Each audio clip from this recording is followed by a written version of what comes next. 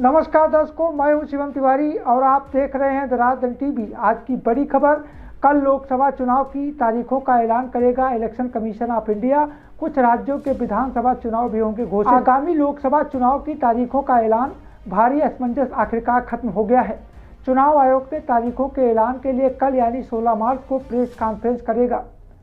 देश में लोकसभा चुनाव की तारीखों का ऐलान कल यानी शुक्रवार को कर दिया जाएगा।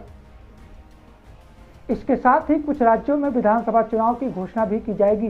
चुनाव आयोग की ओर से बताया गया है कि लोकसभा चुनाव और कुछ राज्य विधानसभा चुनाव के कार्यक्रम की घोषणा कल की जाएगी। चुनाव आयोग दोपहर 3 बजे प्रेस कॉन्फ्रेंस कर इसका ऐलान करेगा। मौजूदा लोकसभा का कार्यकाल 16 जून को खत्म हो रहा है और उससे पहले नई सरकार के गठन की प्रक्रिया पूरी करनी होगी। लोकसभा चुनाव के साथ आंध्र प्रदेश, ओडिशा, सिक्किम और अरुणाचल प्रदेश के विधानसभा चुनाव की तारीखों का भी ऐलान हो सकता है।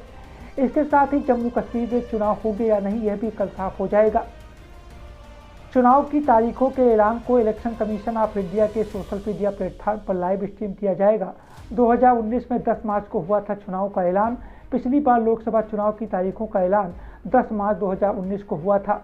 तब देश में 7 चरण में मतदान हुआ था।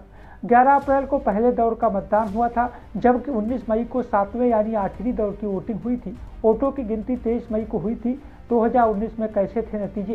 23 मई 2019 को आए चुनाव नतीजों में भाजपा को 303 सीटें मिली थी। वहीं भाजपा 543 सदस्यीय लोकसभा में बहुमत के आंकड़े 272 से काफ़ी आगे थी। इस जीत के साथ पार्टी ने लगातार दूसरी बार सरकार बनाई थी। मुख्य विपक्षी कांग्रेस को 52 सीटों से संतोष करना पड़ा था।